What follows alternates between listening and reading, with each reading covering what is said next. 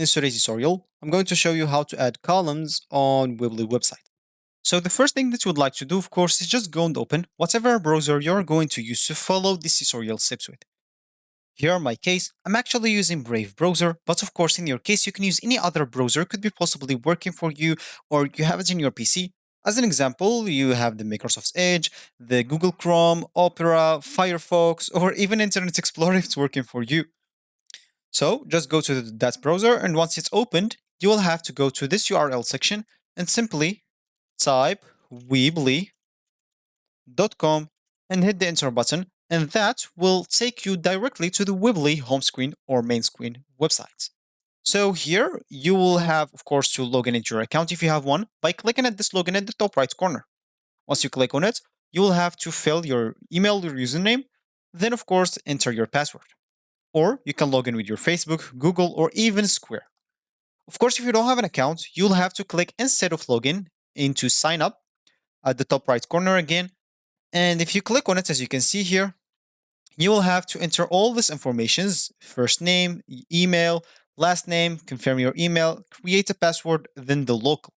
Agree to their term of service. Then, of course, click at continue and you will have successfully created your account. So if you just created your account, they'll ask you, what kind of website would you like to create? And you need a website or a website with online store. So for you, choose whatever suits you. For me as an example, I just need a website. And here, of course, you'll have to choose a theme and etc. and go through all of this alone if you want. And you will be good to go. So once you have your websites ready, you'll have to publish your website, of course, in a web domain that you already have, or you can just go and buy one. You'll be good to go.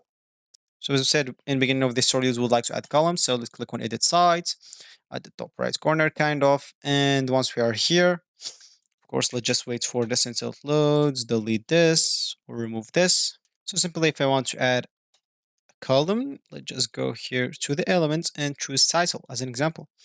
Let's just choose to add a title here. I just write a test.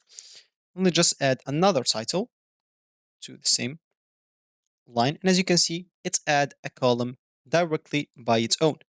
That's the only way you can add a column. So let's just add another title. And as you can see, it will put a third or a second column between those two titles and you'll be good to go. So this will be actually for this tutorial. I hope you like it. Thank you guys for watching and goodbye.